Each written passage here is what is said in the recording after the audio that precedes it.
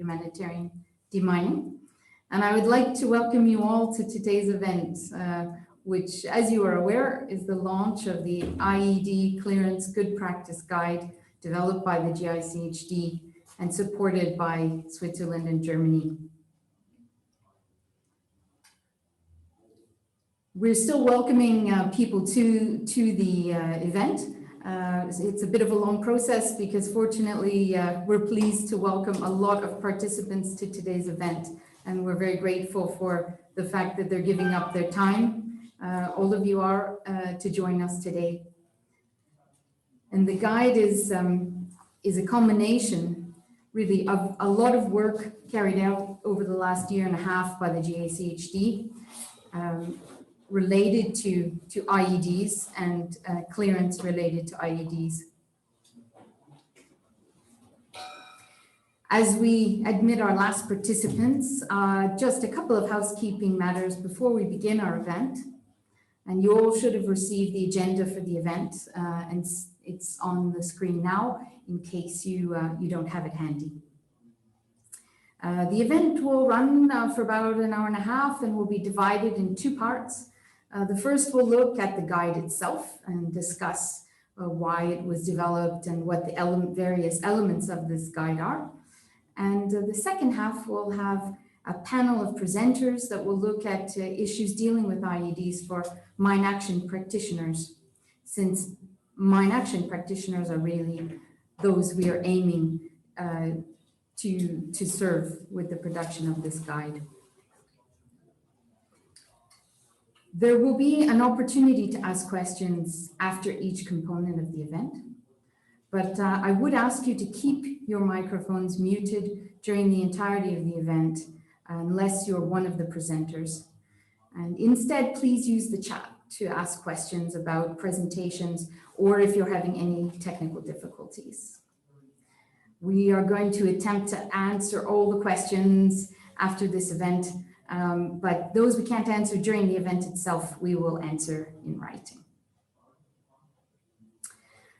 So we have a packed agenda today, so I will, without further ado, move forward with the program, and with announcing our first speaker. We're fortunate enough today to begin with an opening address from the Federal Department of Foreign Affairs of Switzerland,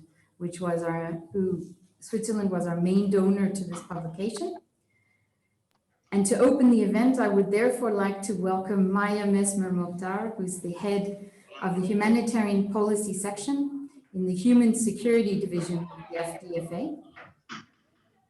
She has served in the Department of Foreign Affairs since 2008, and she's a member of the group of governmental experts of the UN Secretary General on Conventional Ammunition Stockpiles. She also recently served at the UN in New York, where she worked in the Sustainable Development and Humanitarian Affairs team. We are extremely pleased to have her today, in particular due to the close cooperation we've had with her team on this project. So please, Maya, you have the floor.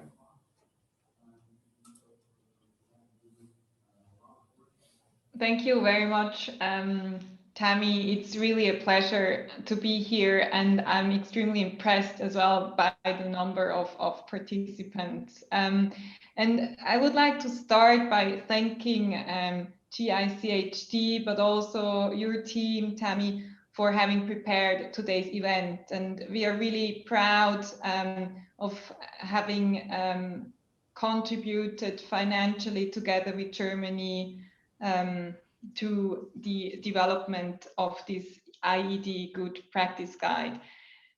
The guide is meant to meet concrete needs which have emerged in urban environments. We believe that it will make mine action in urban areas safer and more efficient and effective, protecting the lives of civilians and of those involved in clearance operations. And we know that urban warfare is not a new phenomenon, but one that has increased over the last years.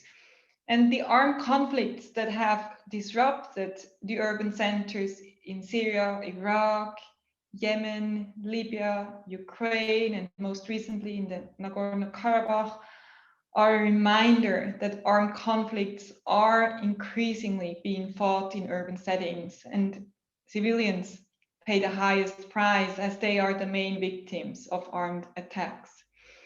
And the infrastructure upon which they rely, such as the electricity grid, roads, or water pipes, are heavily damaged.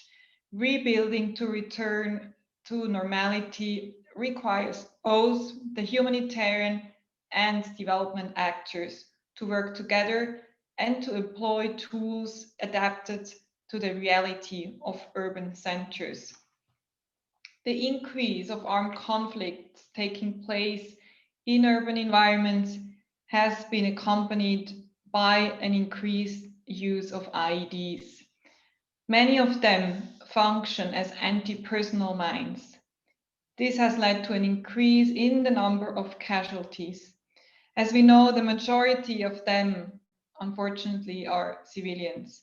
Promoting the norms of the Ottawa Convention, including among organized armed groups by, for example, employing the deeds of commitment on landmines developed by Geneva Call, is therefore important. In urban context, IEDs have become a major cause of forced displacement.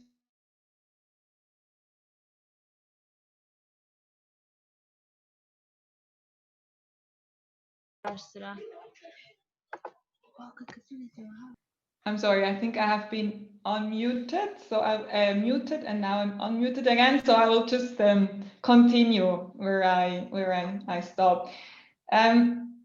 So in urban context, IEDs have become a major cause of forced displacements and are a barrier impeding the distribution of humanitarian assistance. The importance of mine action cannot therefore be understated. Informing returning populations of the risks they might encounter in their homes or that might be lying underneath collapsed buildings can truly save lives. Clearing these devices allows populations to return to their places of origin in a safer manner, giving them a sense of stability and of normality. It also allows humanitarian response to take place and paves the way for reconstruction efforts. Yet eliminating these threats has presented a number of challenges for humanitarian operators. The geography in which search and clearance operations take place is different from traditional settings. Clearance teams are learning how to operate in buildings, small rooms, along roads, and in the middle of collapsed infrastructure.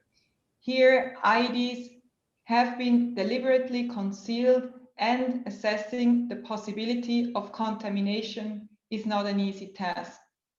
The teams encounter risks not only related to the explosive devices, but also risks related to the presence of electricity and gas.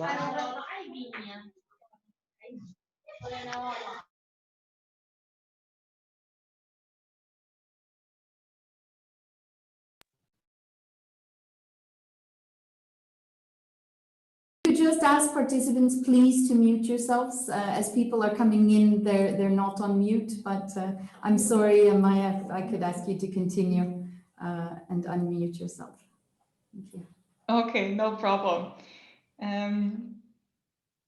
So, okay, the teams, the clearance teams about which I was speaking, they encounter risks not only related to the explosive devices, but also risks related to the presence of electricity and gas networks or chemical products. And this has, for example, an impact when deciding on what safety measures to put in place to protect the civilian population. And lastly, the complexity of IEDs can vary from simple to very complex, requiring operators to study carefully the intentions and capabilities of the armed actor that has laid the devices.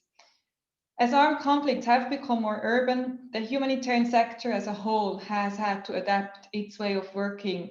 This holds true also for mine action operators, and it's with this aspect in mind that the guide that will be presented today has been developed. We are confident that it will achieve its objective to save lives, and we hope that it will be used by all stakeholders to update their standards, processes and procedures, and other humanitarian actors who work in IED contaminated context. I look forward to today's discussion. Thank you. Thanks very much, Maya, for that, and apologies for a little bit of disorder as we started off, but I think now that everybody should be joining us, hopefully we won't have that problem. But thanks very much for setting the scene for us today in terms of the issues surrounding IEDs that have really led to the development of this guide and for us being here today. So thank you very much. For our next item, I would now like to turn to a brief discussion on the reasons that the GICHD chose to produce this guide at this time. And to do that, I would like to hand over to Nick Bray. Nick is currently working with NPA as a program manager for arms management and disposal, but until very recently was working with the GICHD as an advisor on quality management and particularly related to issues around IEDs and urban environments. So Nick has been working for a couple of decades now in the mine action world, including serving as technical advisor to various international NGOs and UNMAS after retiring from the British military. I'm pleased that Nick could be with us today, in particular because he has provided considerable oversight over the project and is a contributor to the guide. Nick, over to you, please. Good afternoon, and thanks very much for the introduction, Tammy. I'd just like to start by saying it's a great honor to be here today to launch this publication. As Tammy mentioned, I've been asked to talk for approximately 5 minutes to explain why the publication was conceptualized and what gap it's trying to fill. I'm just going to share my screen.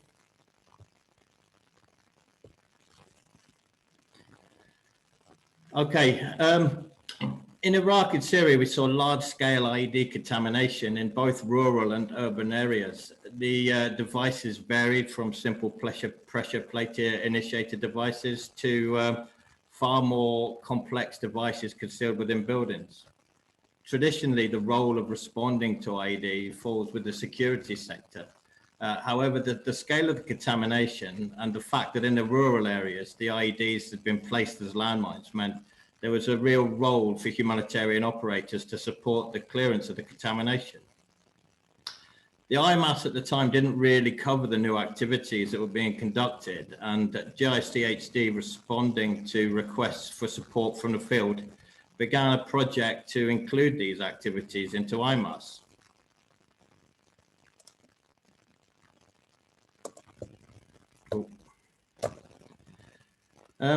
This was an inclusive process that began with the needs analysis being conducted in Iraq and northwest Syria and included observations from field operations, interviews and focus group discussions.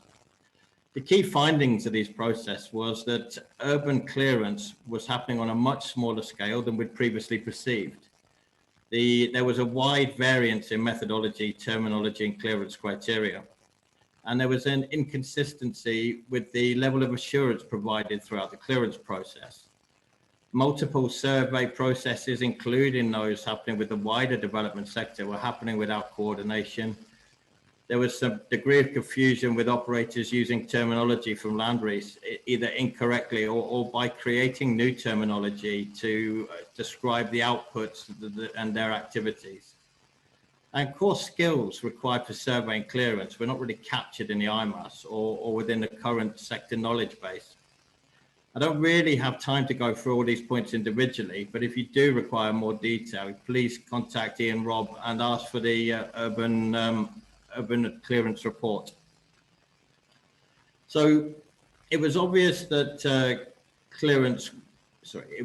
although clearance criteria was not determined for clearing IEDs in the rural areas, The operators and methodologies differed greatly from the approach and was largely covered in the IEDs. So this allowed the team to focus on the urban clearance, which at the time was predominantly being conducted by commercial companies, with NGOs working more in the rural areas. Some of the areas where urban clearance falls outside the scope of UNMAS was prioritization.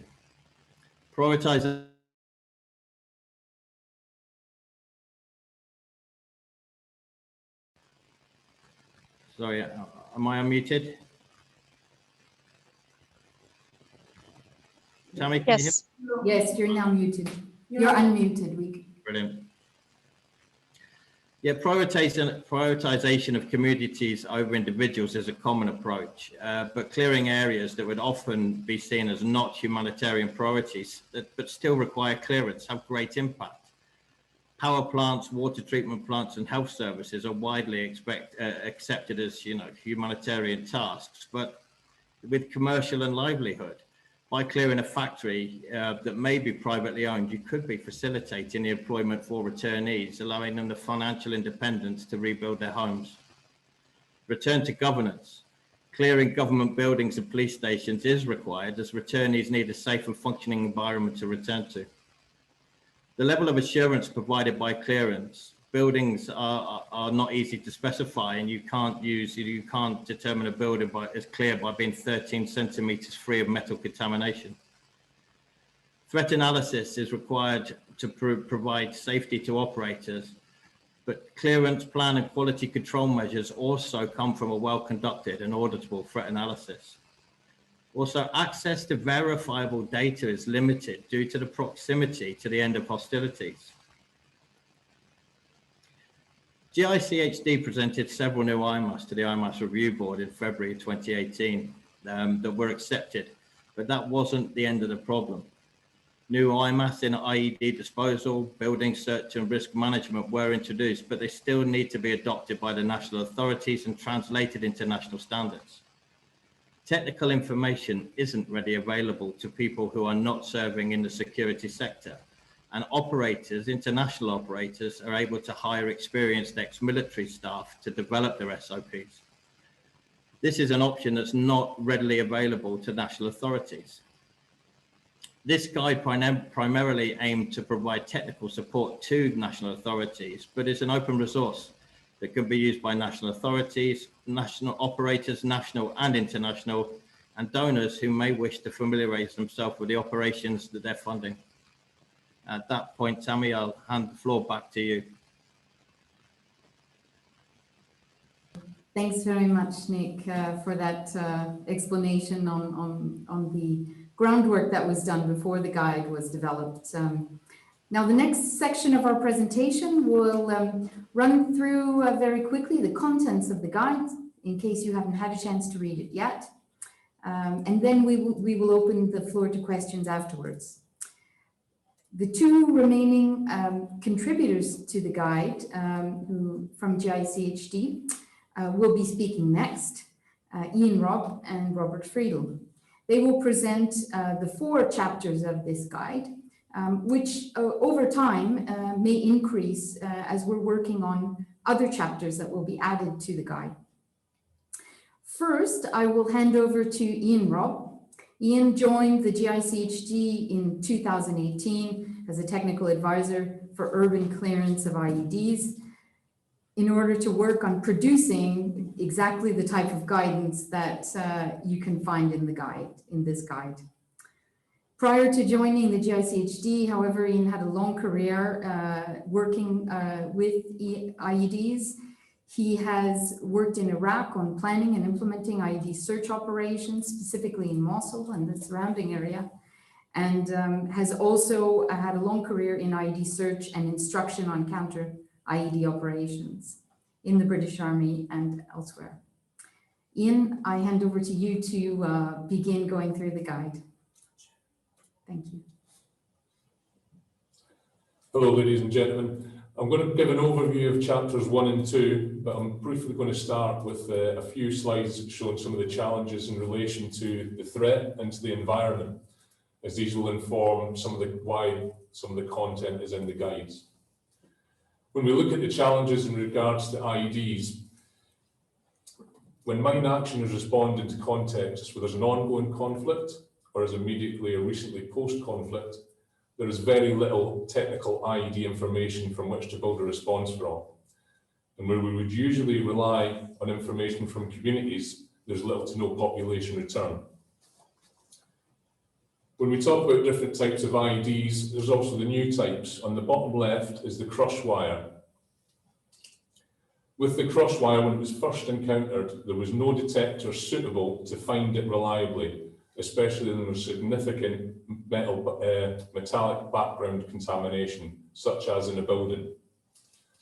As these are improvised, every household item and piece of rubble has to be assessed. Is it part of an IED or is it not?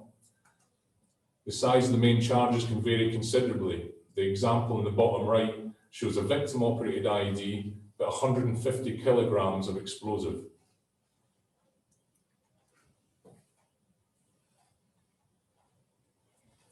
When we look at the challenges presented by the environment, it becomes even more complex.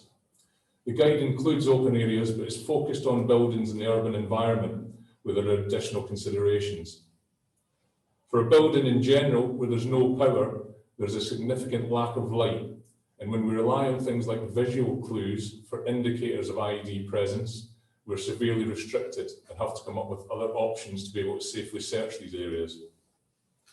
When we deal with large buildings, multi-storey, a large hospital, for example, or apartment building, how do we gain access? If we have an unintended detonation, how do we get to a casualty? How do we get them out of the 7th floor of a building? Supervision as well becomes much more complex. A lot of our procedures in mine action are designed with the fact that someone will be supervising a member of staff. In open areas, this is a little bit easier to be able to do when we can achieve a safe distance and still observe them. But in a building, this would put a supervisor within the danger area, especially if they're in the same room as the searcher.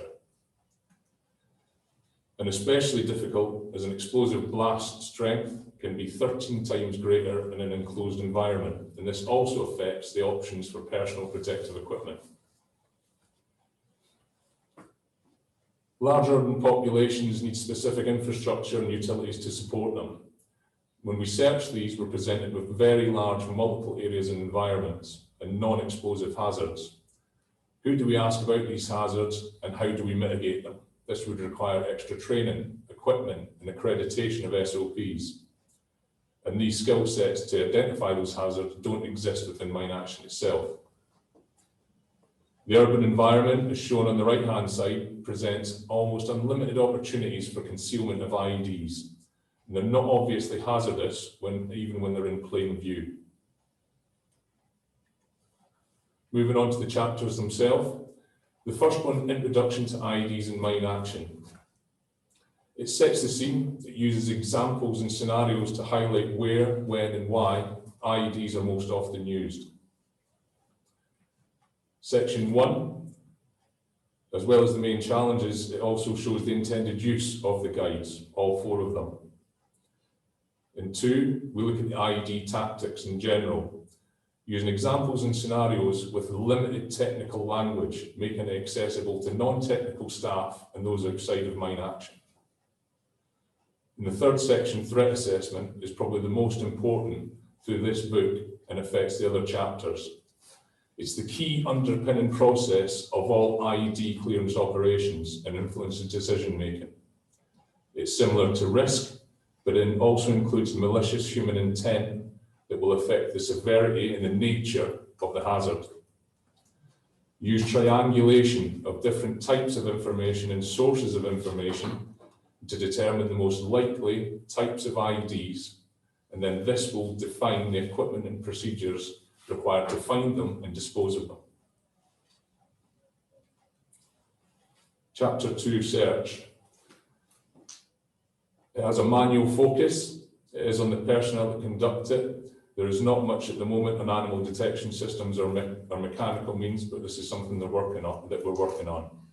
And as I mentioned, it includes open areas and buildings. Mine Action over the last few years has been provided with significant documents and training that is focused on render safe procedures and final disposal. However, much of Mine Action's efforts globally are involved in establishing where EO is and where it is not, starting with survey to establish a general picture. As we move down to the task level, to be able to dispose of IEDs, we have to be able to find them first, and such as the detection phase of clearance. Increasingly, this has meant planning and conducting activities in complex environments where there are other significant non-explosive hazards and considerations, such as severely damaged structures, toxic industrial chemicals, and dense local populations. Because of this increasing response to post-conflict or recent, still in conflict areas, there are still many unknowns, especially the types of IEDs present and the equipment or procedures required to detect them. All this has meant that detailed threat assessment and robust planning is required to ensure clearance produces suitably cleared land and the safety of the staff and communities is maintained. Quality management, especially quality control at the end of clearance to establish whether it is met an acceptable level, can be complex and difficult to set criteria for. Clear documented planning with auditable decisions based on threat assessment provide confidence to all stakeholders. This is not to say that every single task requires a unique plan, and many tasks could be templated in SOPs, such as residences for one family. The guide also provides a set of core skills that can be combined into different procedures depending on the context and the threat. These are supported by diagrams and photos that can be used in a user's training material. As I've mentioned, these guides focus on the manual aspects for our staff involved in them, and there's still significant scope and need to build upon them. There's ongoing work to add to the guide, and I'll be working on safety distance application in urban environments as one aspect. I'm now going to hand over to my colleague Robert Friedel, who's going to cover chapters 3 and 4. Thank you. Thank you, Ian, for describing those first two chapters. Now we'll hear from Robert Friedel, who joined GICHD in 2019. And he is seconded to the GICHD by the German Ministry of Defense to serve as an advisor on operational efficiency. And Robert is a senior engineer officer with over two decades of experience and is also a qualified ammunition specialist and specialist in improvised explosive device disposal. In addition, he is the key author of the 4th chapter of the guide. Over to you, Robert. Thank you very much, Tanya.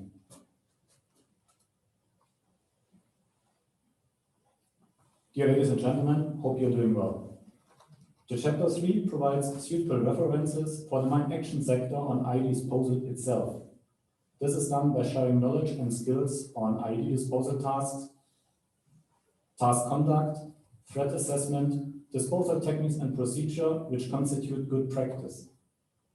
It has been developed in order to comply with the existing guidance on the IEMAS 0931 for IED disposal. Historically, doctrines and IED disposal procedures and techniques were transferred into the mine action sector by former military personnel. This is challenging as the working environment and the approaches between a military response to an IED threat and a mine action response to an IED threat differ.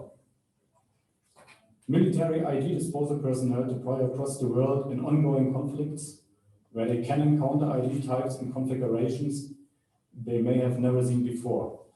This is reflected in their training and equipment. For mine action, not every country with IED contamination faces the same threats. This has been taken into account in these guidebooks. They provide multiple options that can be combined once a suitable assessment of the IED hazards is made. This assessment will define the equipment and procedures required to find and dispose an improvised device.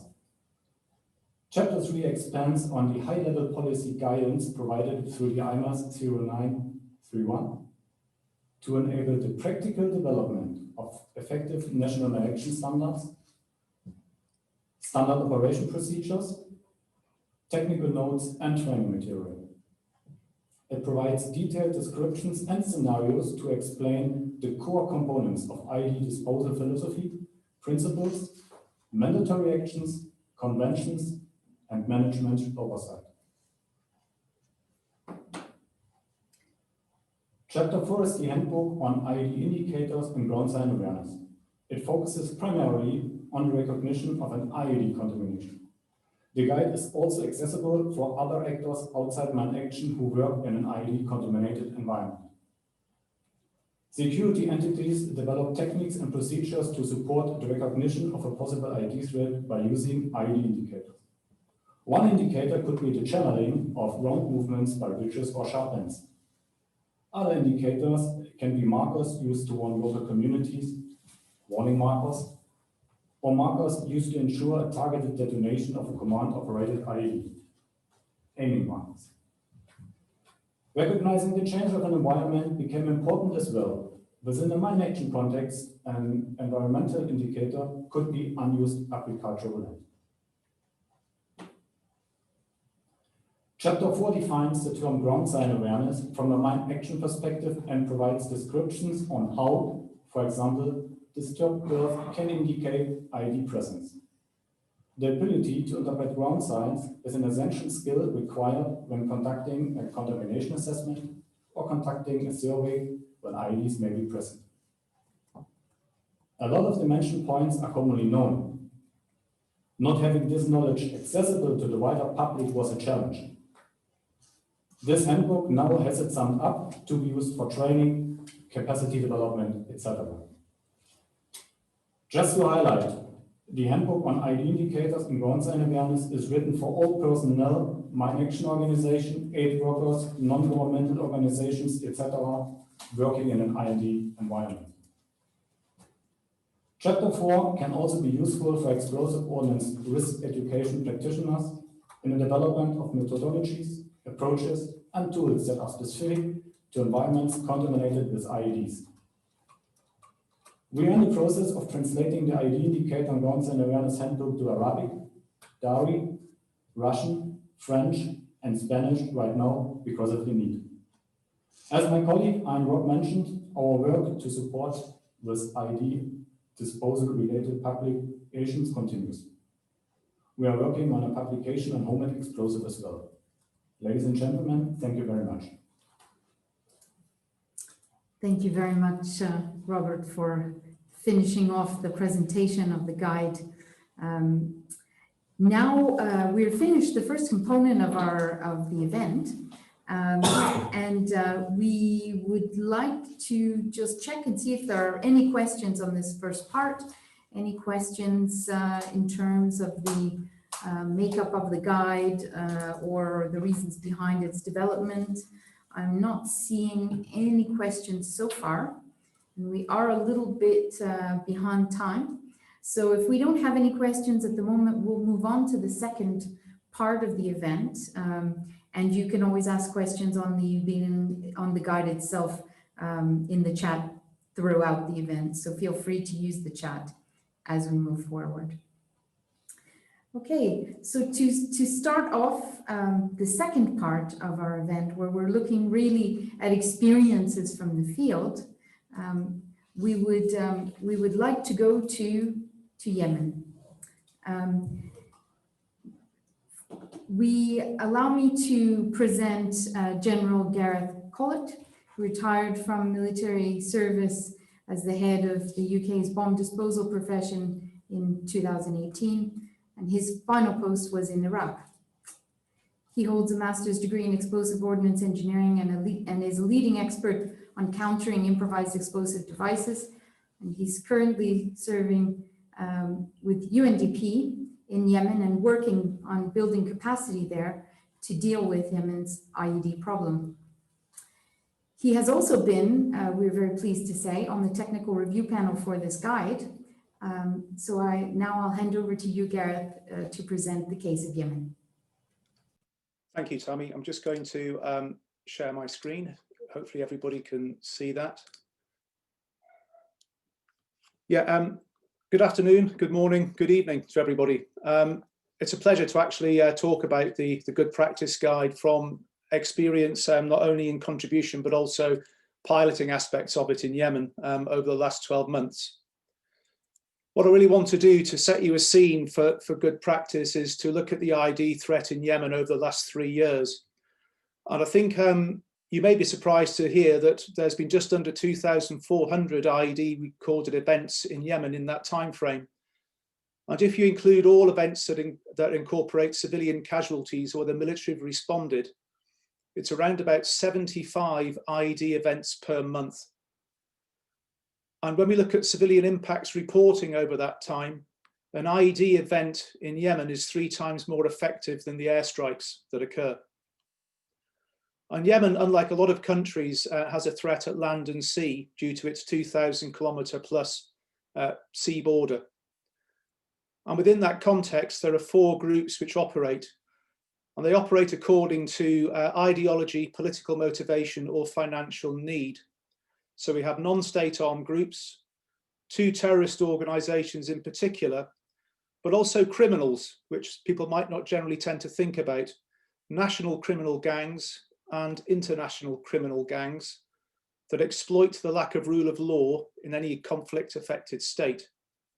So that makes the security envelope extremely mixed and varied by governorate, by geography, by location of those groupings themselves.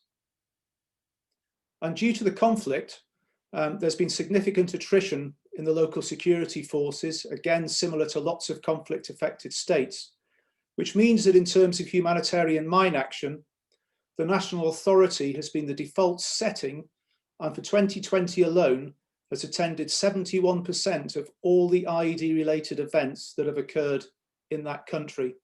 And as a result, definitely needs some assistance because it cannot achieve in any short time scale the needs of IEMAS. So here's a snapshot of the types of IED and their effects. Just very, very briefly, top left photograph is a 5 kilogram IED that was recovered to a storage area and detonated, leading to a bigger event. Top center, top right, modified PMN mine attached to a remote control trigger. Bottom left, simple pressure plate IED.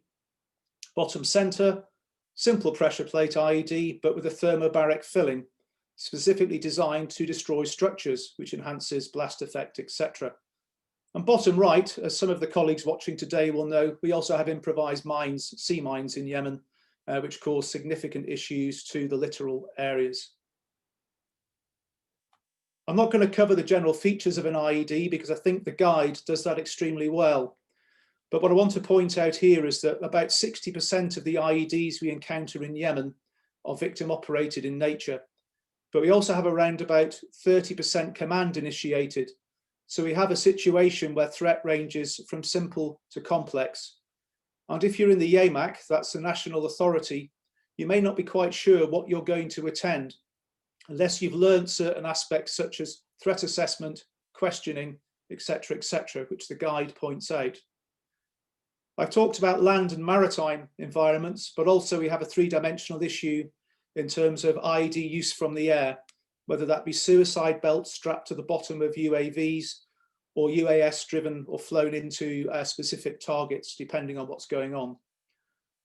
And all this has been a result of the lack in rule of law, basically, in a conflict-affected state. The IED has been institutionalized. There's very little waste in what perpetrators actually use. Main charge is generally matched to target. Technical innovation is used where possible. And unlike a lot of states, it's military ordnance that's used in the vast majority of these explosives because of limited physical stockpile and security management. But as we get better at doing that over time, homemade explosives will feature quite significantly, I would imagine. Again, showing geography, some may think that Hodeidah would be the most affected area from this. Well, it certainly was between 2018 and the beginning of this year.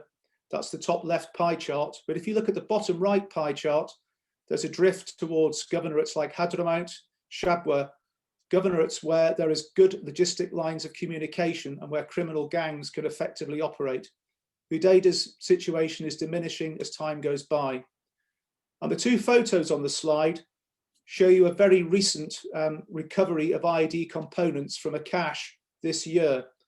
And I'm sure those of you educated in this will see a few items that you recognise from many different theatres.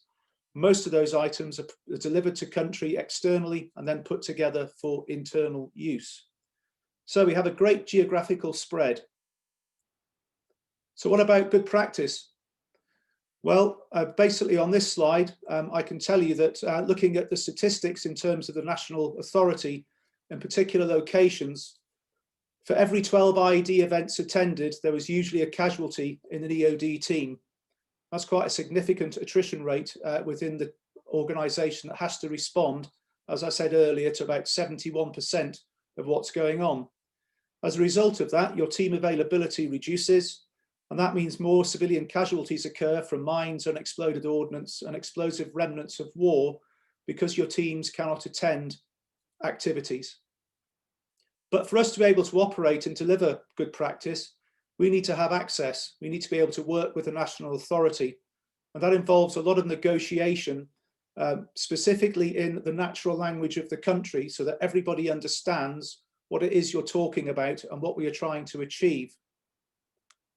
And once you've done all that, you can identify through training needs analysis where capability shortfalls might be.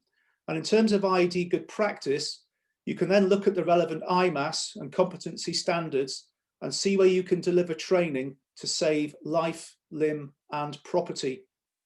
This is not a quick fix, I would call it. It's a fix that helps initially in terms of good practice in conflict-affected states such as Yemen, and can endure for a perpetuity before IEMAS qualifications can be achieved and thereafter.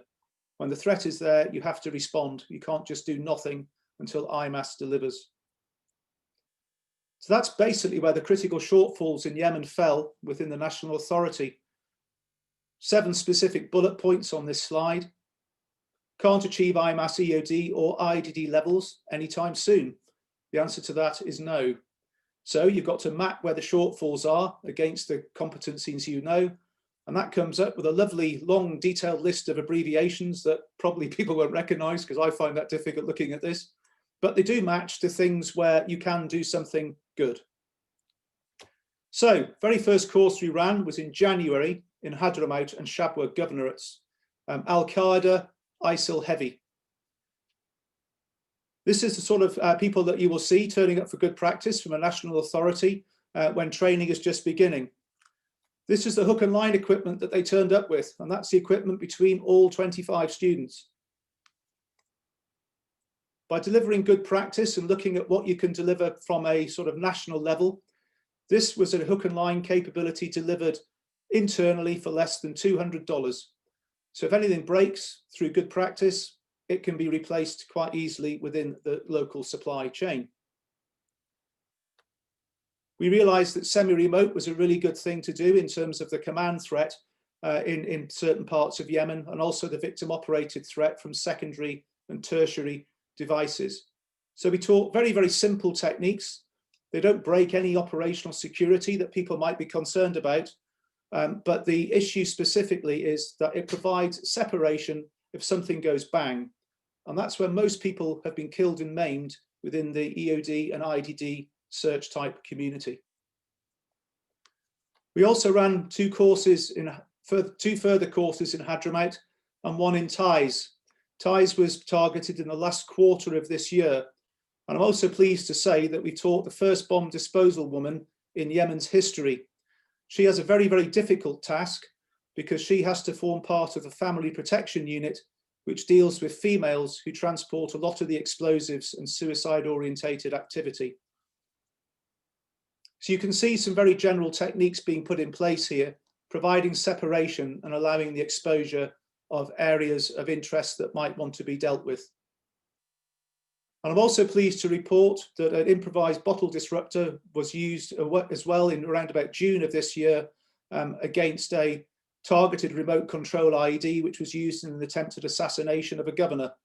The operator wasn't quite sure what he was seeing because of a lack of training and understanding, but he remembered that he had a bottle disruptor, he used it and got rid of it, and as a result of that, saved a number of lives in the vicinity. And I've tried to graphically represent what IED good practice can do if you just look at the basic principles and procedures that are identified. This is a snapshot of the 3 governorates that we worked in: Hadramaut and Shabwa for the whole of 2020, Taiz for the last quarter of 2020. The blue bars show lives and livelihoods protected from IEDs, and the orange bars identify lives and livelihoods that have been impacted, i.e. adversely affected because of IEDs. For Hadramaut and Shabwa, you can see the blue bars are going in the right direction, as are the orange bars. For Taiz, you can see the attrition that was taking place within the civilian community and the EOD teams in 2018 and 19, and in 2020, for the latter quarter, the blue bar is starting to edge ahead of the orange bar.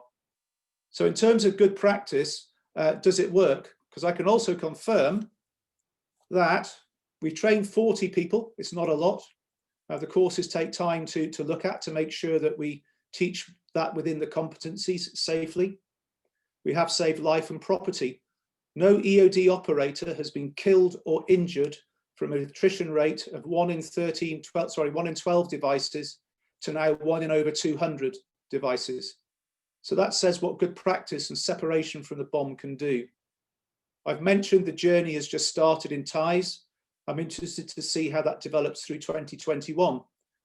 But team availability in those governorates has increased from below 50% to in excess of 90% as a result of the reduction in casualties. Confidence in the rule of law has increased. That's what we want to see. Humanitarian corridors have remained open for COVID-19. If you look at civilian impacts attrition rates, over 800 lives and livelihoods have been saved in those 3 governorates through that training. And I'm thankful to say that thanks to IED good practice, the government of Yemen has asked us to start delivering this through Aden and Taiz, 2 other badly affected governorates in 2021. Many thanks for listening.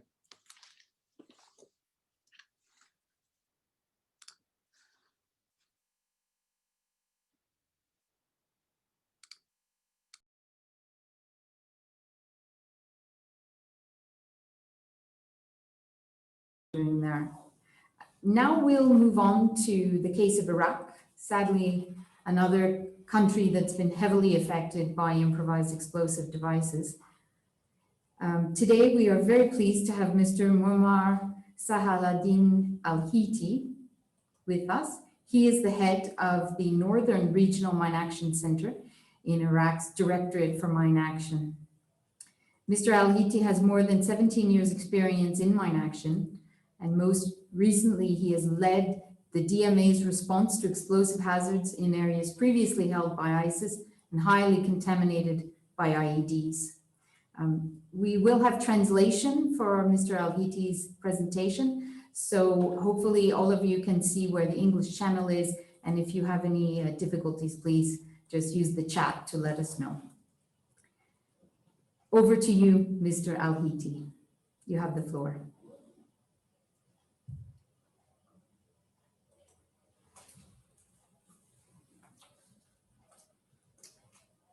Can you hear me? You may be muted, Mr. Al-Hiti. Can you turn your mic on?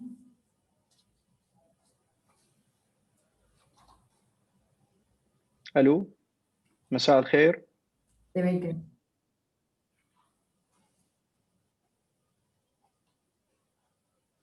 السيدات والسادة الكرام، طاب مساءكم. شكرا لكم على إتاحة هذه الفرصة لنا للمشاركة معكم في هذا الاجتماع.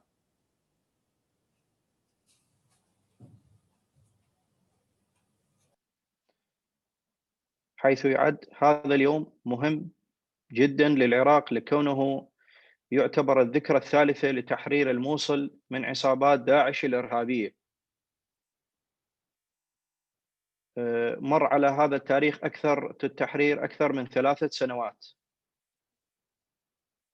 إن العراق من أكثر الدول المتضررة بالألغام، وأولها تضرراً بالعبوات الناسفة والمخلفات الحربية، والتي سببت مساحات واسعة من التلوث ونزوح السكان المدنيين يفوق عددهم أكثر من 1,000,000 نازح ولاجئ داخل وخارج العراق.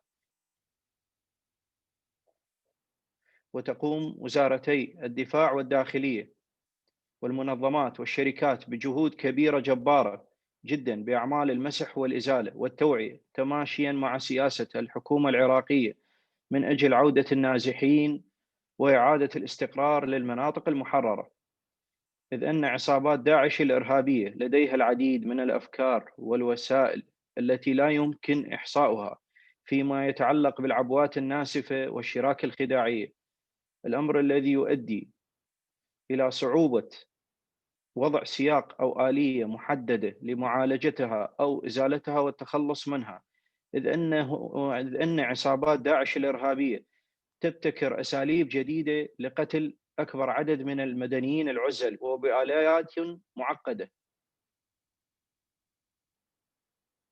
أحب أختصر لكم بعض التحديات التي تواجه برنامج العراق، وهي أهمها الكميات الكبيرة من الأنقاض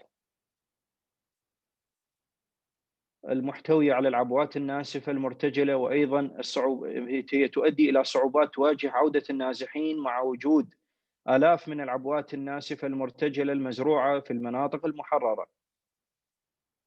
نقطة أخرى محدودية الدعم والمنح الدولية للمنظمات والشركات في مجال الإزالة ومساعدة الضحايا، مما أثر سلباً على قلة الإنتاجية وتأخير عودة النازحين لديارهم.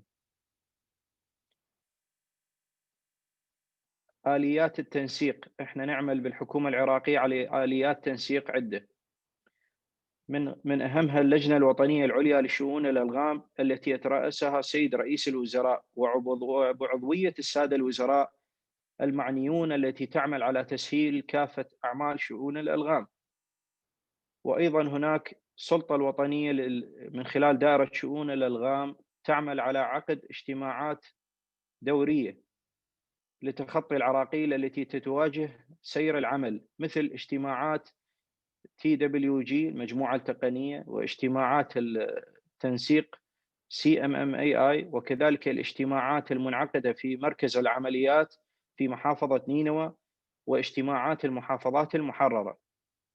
أهم الاحتياجات زيادة الدعم الدولي للمنظمات والشركات في مجال إزالة الإنسانية ومساعدة الضحايا، حيث أن أولويات دائرة شؤون الألغام الحالية في مجالات المسح التقني، الإزالة، السيطرة النوعية. كذلك دعم المنظمات والشركات بعد أخذ الأولويات من دائرة شؤون الألغام.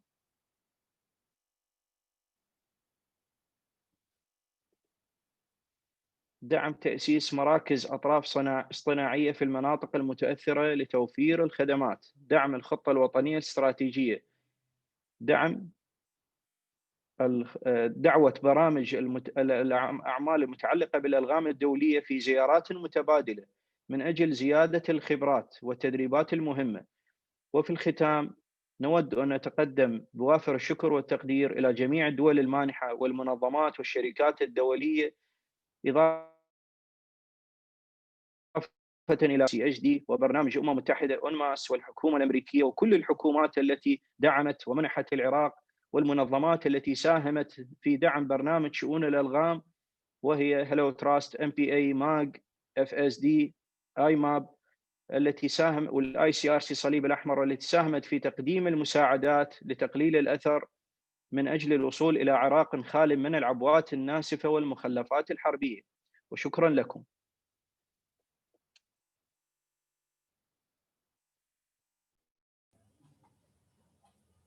Thank you very much, Mr. Al-Hiti. And we look forward to providing support to you from the GICHD for the situation of Iraq, certainly in the coming weeks and months. Sorry, my video was off. Thank you for that presentation and the case of Iraq, which was extremely interesting. Now we will move on to looking at the issue of IEDs from the UN perspective. We're very pleased to have our next speaker with us from the UN Mine Action Service, given the fact that they have done tremendous amount of work on the issue of IEDs. Today we have Mr. Michael, also known as Greg Hicks, who is the team leader of the UNMAS IED Threat Mitigation Advisory Team. His previous positions were with the US Army, including serving in the Africa Command's Counter IED Cell and as a senior Army EOD policy advisor. As an EOD officer, he also served in a variety of counter IED related command and staff positions. I hand the floor over to you, Greg. Good afternoon and good morning, everyone. Like I said, I'm Michael, or Greg Hicks. I'm the team chief for the UNMAS IED Threat Mitigation Advisory Team, or TMAT, and I appreciate your invitation to participate in today's important event. I've only been with UNMAS since March, and I want to apologize for the absence of our other more experienced UNMAS colleagues. They had previously provided input to this important effort. We've had some personnel changeover, and some are actually deployed to our recent emerging humanitarian project location. Sorry, start my video again. But we do appreciate this opportunity to attend, and I just want to say a few words. So on behalf of UNMAS, I wanted to congratulate everyone involved for the official launch of this important tool. It's already made significant impacts for various humanitarian IED clearance programs. This guide promises to be a useful companion to other UN and UNMAS demining and EOD technician training and development efforts. UNMAS TMAT is focused on developing EOD and deminer IED clearance skills and operational principles that are applicable for both the troop contributing country peacekeeper in a non-permissive environment and for the humanitarian operator in a more permissive environment. So the availability of such a detailed reference of standardized procedures will be extremely useful. One of the UNMAS programs that have already directly benefited from this clearance guide is the Afghanistan program. IEDs, or they are more commonly referred to in Afghanistan, anti-personnel mines of an improvised nature, as they meet the definition within the Mine Ban Convention, account for most of the explosive ordnance related civilian casualties. This number continues to rise from a historic low of around 36 per month from 2012 to over 100 per month in 2020. The incorporation of the technical concepts within the IED Clearance Good Practice Guide continues to be crucial in the UNMAS Afghanistan mandate to assist the Mine Action Program of Afghanistan, or MAPA, and the National Directorate of Mine Action Coordination, or DMAC, efforts to develop and field humanitarian mine action teams. For example, concepts gained from the Good Practice Guide enable the training effort to focus on semi-remote techniques to clear the more prolific victim-operated type devices and maximize available resources and equipment. As this effort is humanitarian in nature, and to ensure neutrality of the effort is maintained, care must be taken to ensure activity or action within areas contaminated with IEDs or anti-personnel mines of an improvised nature are considered abandoned IEDs or abandoned improvised mines and are permitted to be cleared by all the belligerent parties. But even within these constraints, from 2019 through 2020, UNMAS sponsored teams have been able to clear over 30 kilometers of contaminated land, destroying over 3,000 items of explosive ordnance, over half of which were IEDs, or again, AP mines of an improvised nature. The availability of standardized procedures afforded by the Good Practice Guide will continue to expand the scope and level of effectiveness of humanitarian mine action in Afghanistan. I want to close by saying I and the rest of the TMAT team look forward to continuing our collaboration on projects such as these of such significance, as the IED problem will likely continue to grow as it has increasingly intertwined itself within both the humanitarian mine action and peacekeeping environments. And I thank you so much for your time. Thanks. Thank you very much, Greg, for a look at from the UN perspective. Now we would like to take a bit of a turn and move away from looking particularly at the area of clearance and broaden our view of mine action. This guide is also of use to other pillars of mine action, and in particular, we'd like to take a look at the potential use for explosive ordnance risk education. With that in mind, I would like to welcome the GICHD's Explosive Ordnance Risk Education Officer, Caitlin Hodge. Caitlin recently co-authored a review of new technologies and methodologies for EOR in challenging contexts, including risk education for IEDs, and she serves as the secretary to the EOR advisory group, which is, as many of you will know, a group composed of numerous UN entities, NGOs, and other international organizations.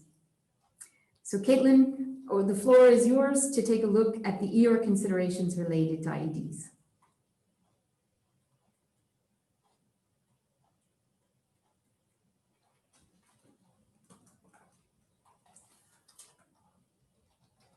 Over to you, Caitlin. If you can.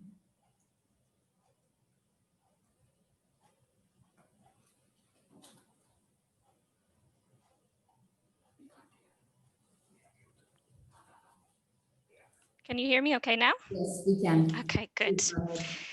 All right, so I'd like to first thank Tammy and the rest of the team for the invitation to speak here today about the application of technical guidance on IEDs for risk education. You'll notice throughout my presentation that I'll be using the term explosive ordnance risk education, EOR or EORE, rather than mine risk education, MRE. This terminology has been increasingly used over the last couple years, and we expect it to be officially adopted this week through the revised IEMAS 12.10. This same revision lays out several linkages between EOR and IEDD.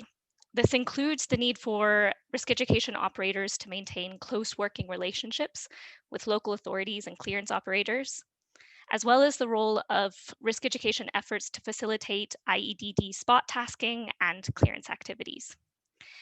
This standard emphasizes that EOR interventions should be designed and implemented in such a way that they contribute to survey, to marking, and clearance operations, and that they promote support for those activities within affected communities.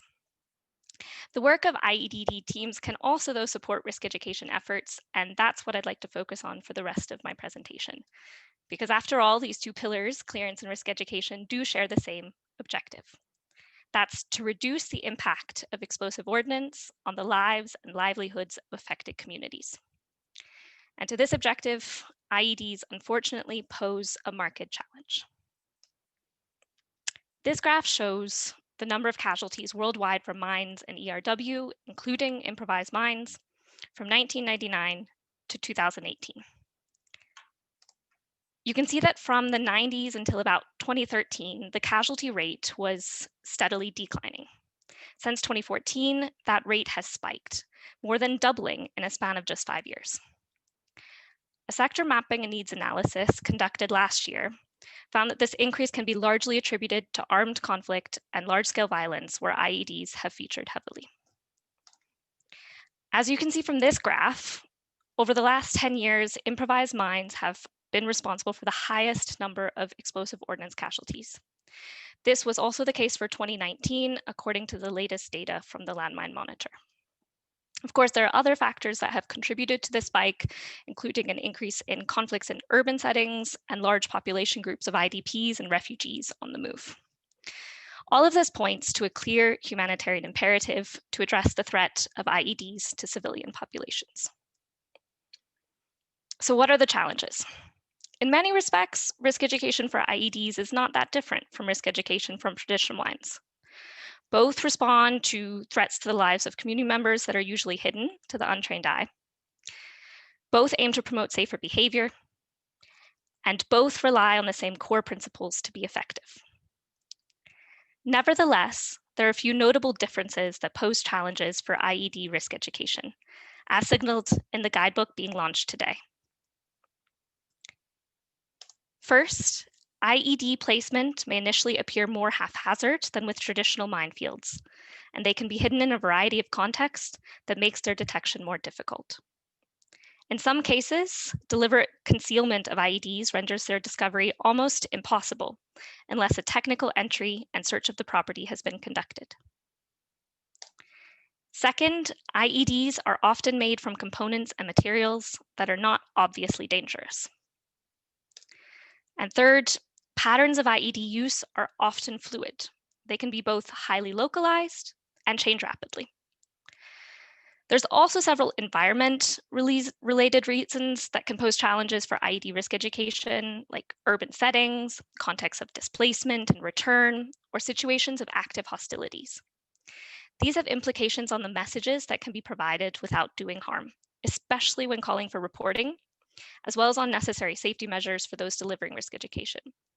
But for time reasons, I will focus on those challenges listed here that are inherent to most IEDs across all environments. Given these challenges, there's a pervasive debate right now about whether and how IEDs should be visualized for the purpose of risk education. The concerns are as follows. So first, as use patterns change, the pictures can quickly become irrelevant or outdated. Second, if the picture is of a common household object, it could encourage large numbers of false alarms. And finally, both of these factors can in turn damage the credibility of risk education materials. We've seen that in contexts where many of the IEDs are of the same type, it may make sense to depict the threat using images. This has been done in some cases in Iraq and Colombia, for example. In these cases, pictures or drawings of IEDs in their real environment and found during clearance operations have been presented during risk education sessions, while noting that the images are just examples. When those images are used, close coordination between IED search or clearance and risk education teams is essential. An alternative approach is based on the idea of ground sign awareness.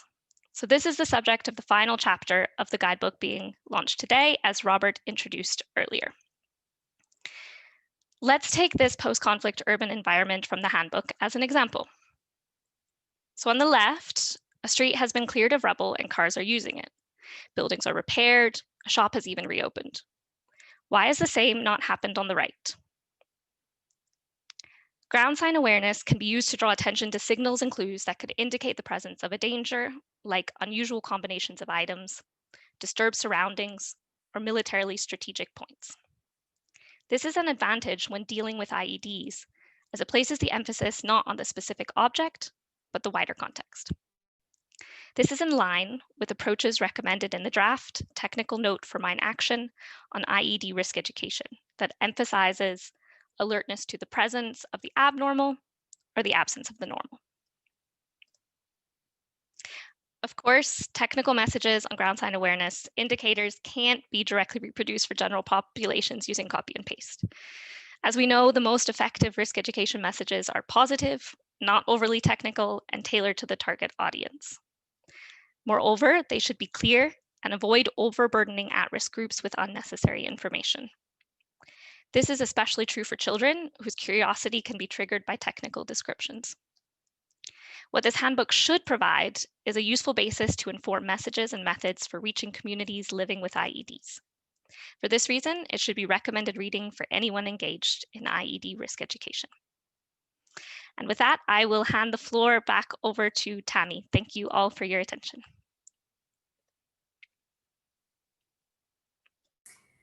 Thank you very much, Caitlin, for that presentation. It was really very informative, and I think shows the flexibility of the guidance within the guide. That is the end of our formal panel presentations.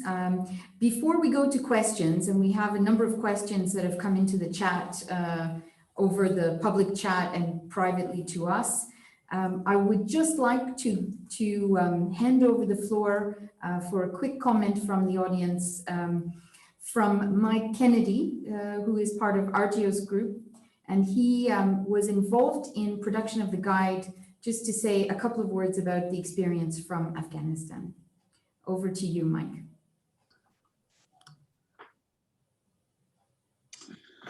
Thank you, Tammy. Can you see me? Yes. Great. No, thank you. And thank you to the GICHD for giving Arius the opportunity to be involved in the drafting of these guides back in September 2019. And from our perspective, it was a project that meant a lot to us personally, having all worked in these environments previously. And linked to that was our project with the Halo Trust this year in Afghanistan to work with UNMAS to train the mine action program of Afghanistan in the clearance of victim operated IEDs, and has already been pointed out, is called an abandoned improvised mine in Afghanistan.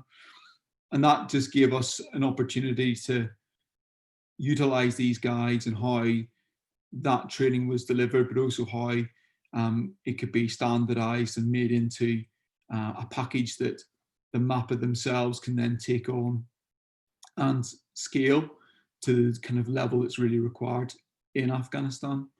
And some of those things that we found particularly beneficial ourselves was, some of the 3D models that were produced for us by Paul Elliott, and also the high quality images that we were lucky enough to be able to record using Alfred Technologies range in England, where we were able to produce homemade explosives and replicate in really good detail the kind of techniques and procedures that are used in the field to clear IEDs, and actually record them using a professional company, Sync Imaging, to really show and be able to articulate in the guide in good order what that means. So I suppose from an organisation that was involved in the development through to an organisation that's been involved in the application and use of the guide, we feel like it's been a step forward, and hopefully a step forward that the sector as a whole will be able to utilise to good effect. That's all. No, thank you, and thank you to everybody who provided feedback and comments throughout the development process. It was invaluable as well. That's it.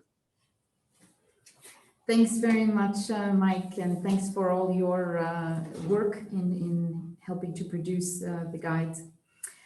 We now have time for some questions, even if we're running about 5 minutes late, but I think we can start looking at the questions we've been asked. The first question I'd like to go to is for Gareth Collett, and the question is, have you seen an increase in the complexity of IED devices and the specific targeting of IED operators you have trained, and the more success as they become more successful? Thanks. The answer to increase in sophistication is we haven't seen anything new in Yemen. A lot of Yemen's IEDs are modifications of old themes, as you can imagine, through information sharing amongst the groups that you would expect to see involved. There hasn't been any targeting of the humanitarian mine action EOD operators who we've given this skill set to. And even if that was to occur, the fact that they use semi-remote techniques suggests that the impact of that is going to be remotely distanced as opposed to people actually on top of it. And I think in terms of the 12 months that has passed, if that was going to occur, we would have had casualties in those teams by now, specifically in the regions where Al-Qaeda in the Arabian Peninsula operates, and ISIL Yemen province, very much active in Hadramaut and Shabwa governorates, as you can imagine.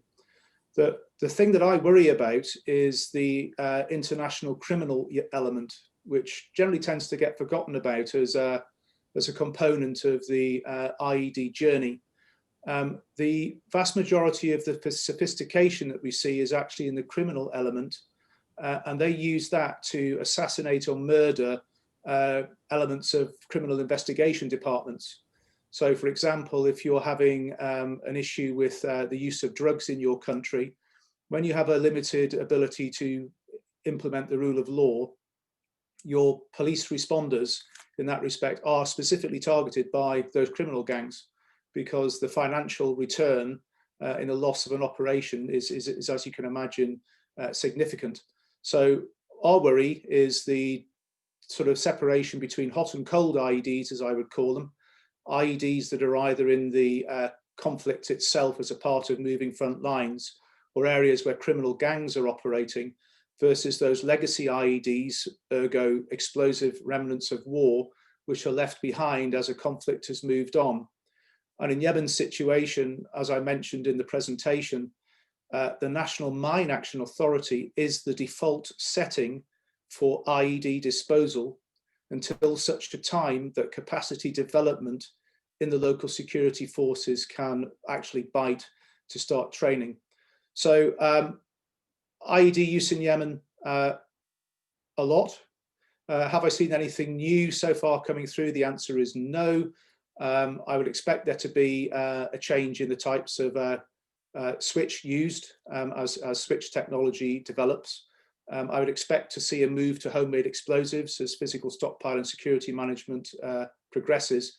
And that's why I'm hoping that productions like the IED Good Practice Guide, when they include things on homemade explosives, actually speak to experts in that domain and actually make sure that the paragraphs or chapters on that are linked with the chemical precursors and items that are actually used by terrorist organizations, so that when the sanctions are put in place, we are already ahead of the game in terms of what can be done about it. I hope that answers the question. Thank you, Gareth. That was a very, very complete answer. Moving a little bit outside the mine action environment, but certainly we realize there's a lot of crossover in this arena into security issues.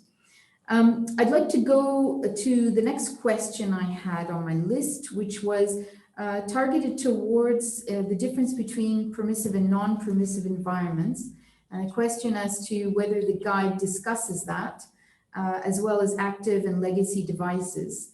Of course, these guides were developed as guides for the mine action context, which is obviously humanitarian. But let me hand over to you, Ian, just to discuss a little bit further what's in the guides about those issues. Apologies. Hi there, thank you, Tammy.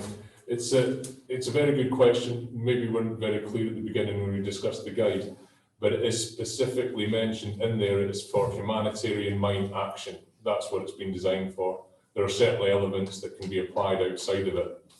When we're talking about permissive environments, that's where mine action works. It's when we ask ourselves the question, are we free to conduct our activities without any outside influence or obstruction? And some of the sub-questions of that are we in a country in conflict? Are there still armed groups active? Could we potentially be a target? Now, it's not simple yes or no questions, it's varying levels, and then there has to be a threshold that an organisation meets to say whether they can or can't conduct their activities. But for mine action, if there's a real potential for being targeted, then it's not humanitarian mine action, and a lot of this is not suitable for that environment, for the non-permissive environment, and extra procedures and equipment would be required. Thank you. Thanks very much for that, Ian. And those of you who spend your evenings reading IEMAS will know that IEMAS 1.10 talks about mine action as a predominantly humanitarian activity that respects the humanitarian principles. And obviously that is a permissive environment. Okay, moving on to the next question. We have one here from ICRC. What don't we know about IEDs? And how can research address this issue? Maybe I can hand back over to you, Ian. And if other panelists would like to jump in, you can also do that afterwards. Ian? As I mentioned before at the end of my presentation, there's still quite a lot to do, but when we talk about research, I think the key piece for me is it's really about survey and information gathering and information sharing. There's a lot of good information that's been improved on in the last few years, but for us to create a suitable response to an IED contaminated country or environment, we need to know every detail we can about the explosive ordnance, the environment it's found in. So when we find out that it's happening in people's houses, we actually need, or in the households, we actually need a bit more than that. So, for example, outside in the garden is a soft ground environment, inside in the building is a completely different environment, they require different procedures and equipment to meet those different challenges. And then you actually get to the IED type, which could be different. So I would say more detail on operational minimum data requirements would be something that would be interesting to gather. What is the minimum we need to come up with a suitable response through threat assessment to what we're facing? And that could be as detailed as, if it's in the building, Is it the front door? Is it the back door? Have they found it at the windows? Is it in the kitchen? Is it in the bedrooms? Have they not put it in children's bedrooms, for example? It's all key information for us to be able to identify trends. And that's what we do in Mine Action. We have to identify trends so we can allocate our resources efficiently. And that's it from me. I don't know if anyone else has points to make. I don't see anyone else having their camera on, but thank you for that, Ian. I think we will go to the next question. It is how to ensure that the guide is integrated into local standards, procedures, and guidelines. And I guess that Mike Kennedy spoke a little bit about that work in Iraq. I see that we have Mohammed Shafiq, the director of DMAC, online as well. I wonder if you'd like to make a quick intervention, Shafiq, on this issue about how to bring this type of guidance into national guidelines and standards.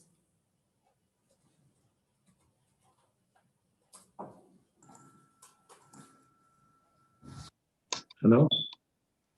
Yes, we hear you. Yes, okay. Thank you very much to all.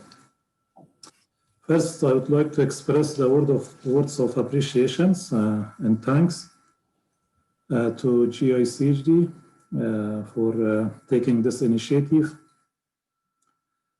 and for Swiss Federal Department of Foreign Affairs and Germany for funding and contributing to the process.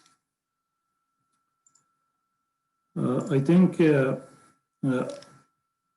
it is very timely initiative, and I believe it will help us in reviewing and amending our standard operating procedures, national standards, and also policies, which we have already developed for survey and clearance of one type of IEDs, which is called victim assistance, victim operated IEDs.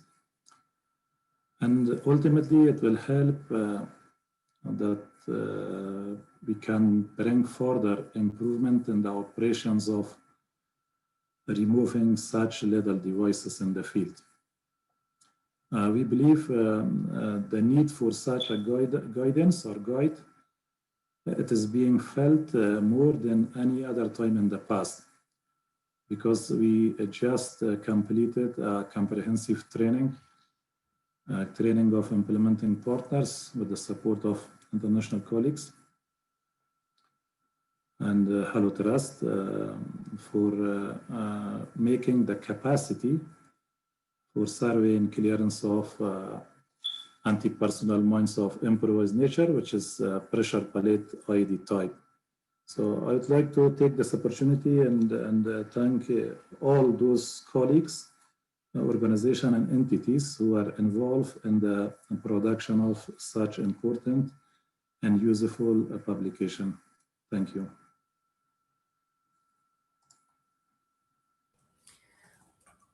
Thank you very much, Shafiq. I think the experience of Afghanistan in terms of dealing with abandoned improvised mines is a key one in terms of the global sector, and we certainly are sharing our experience in working with you with other countries. Just to add to that point, perhaps we certainly, I mean, this is a great deal of the work of the GICHD to help make the transition of guidance sitting in paper and books and online to the field. And certainly this is something we do try and do with our outreach. We, in particular, we will be starting with the translation of this guide into both French and Arabic, and hopefully into other languages as we have the funding to do so. And I think it's key that this guidance is also available in local languages to be able to be applied. We have another question about victim-operated devices, whether the guide is dealing only with victim-operated devices or also timed and abandoned command devices. That's been answered in the chat. Did you want to say anything else about that, Ian?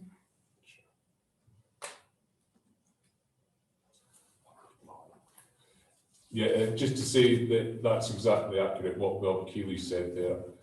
Victim operated devices and failed devices or abandoned devices. At this point, we've not talked about sites of manufacture, but it's certainly something the teams need to be aware of because they may come across them.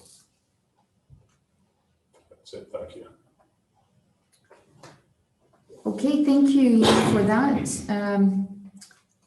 Now we're looking at, there is a question dealing with protection of the technicians during clearance operations and security in terms of tampering with devices. I don't know, Gareth, if you wanted to say a word about that. Yeah, very happy to. I mean, the key issue on this is that you have to look at what the national authority actually has in terms of equipment. That's the first point. I mean, one question was raised to me one day in a photograph we took where an operator wasn't wearing shoes. And somebody said to me, you know, if you're doing IED good practice, surely that man should be wearing shoes for health and safety reasons.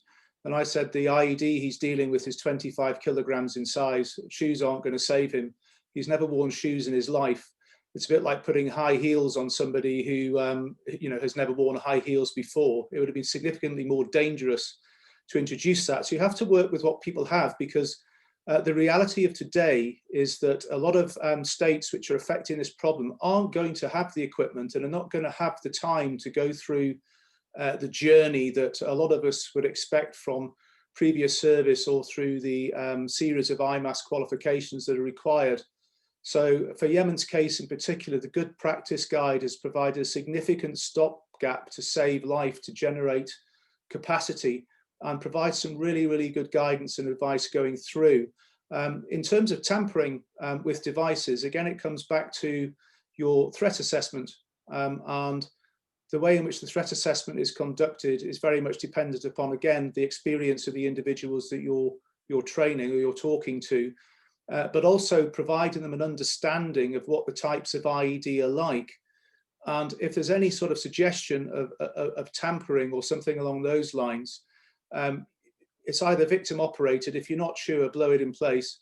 If it's something along the other lines in terms of command or whatever else, you're going to be dead anyway. So it all applies to common sense in terms of how the good practice training or whatever you want to call it is implemented within the situation that that country faces. So again, I go back to the point that, you know, in over 12 months in Yemen, nobody has been killed or injured in a bomb disposal team. Before that, one individual was being injured or killed per 12 IEDs encountered. So by providing an ability for people to stay safe, to provide that separation and some simple tools you can use is absolutely fundamental. And when we get into talking about search-related activity, which the guide covers as well, which is particularly important, very, very simple techniques on how to operate a search, how to look for things that are out of the ordinary, the ground sign awareness stuff.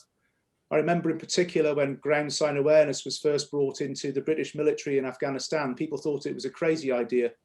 But by looking at the what is the abnormal in the normal is something we probably do every day. And once you've got a bit of an idea and a rough sort of education on that, you can see these aiming markers, these pointers, these problems, and you steer clear of them. It's providing that ability for somebody to use the brain he or she has based on information that is going to save their life. And I'll finish this point by saying that one of the operators said to me, I don't care what people call these things. I care about understanding what it is I'm dealing with. And I want to go home to my wife and family tonight. Thank you very much for delivering this training. I think that's really what we need to start focusing on, what the realities in the countries are of the people that are dealing with these kinds of devices.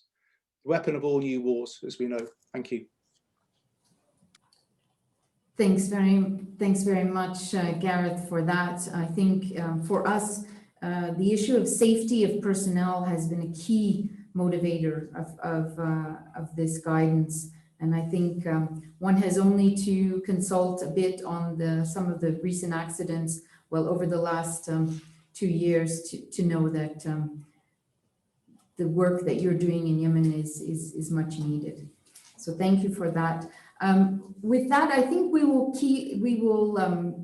come to an end of our question period.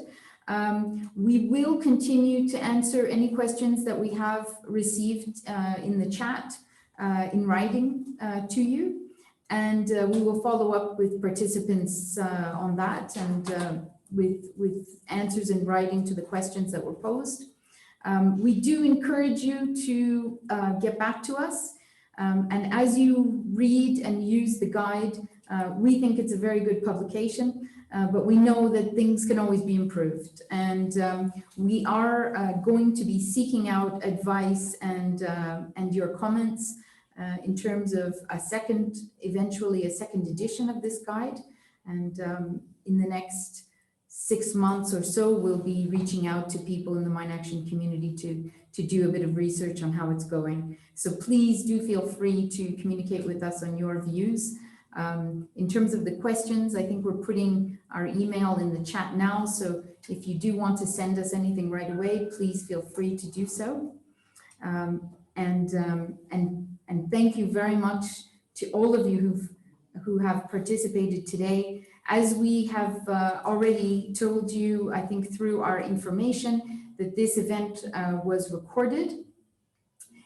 It will be available also online through YouTube, and we will make you aware of that, also those who have registered for the event.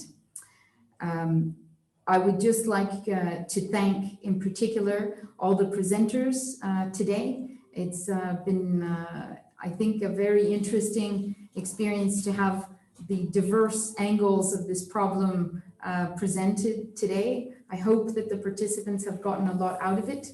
And I also wanted to thank those who organized the event today, Ian Robb and Namrita Singh and others who've been behind it, as well as Dora and Walid, who were our translators. So thank you to them, who allowed some of our Arabic colleagues to be online and benefiting from the event.